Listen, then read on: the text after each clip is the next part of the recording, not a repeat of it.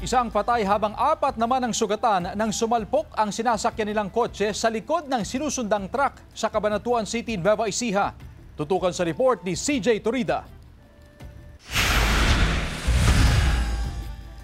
Patay ang 25 anyos na lalaki matapos sumalpok ang sinasakyang kotse sa likod ng sinusundan nilang trailer truck sa Maharlika Highway, bahagi ng Barangay H. Concepcion, Cabanatuan City, Nueva Ecija, pasado alas 3 ng madaling araw noong Linggo.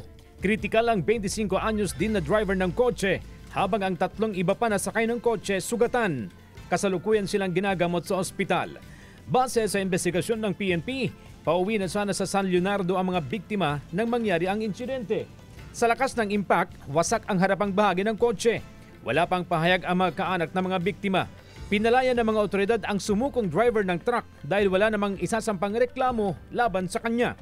Sa ngayon in-explain namin sa pamilya na we will be filing case against dun sa driver ng kotse, but as of now they decided na hindi mo na mag-file.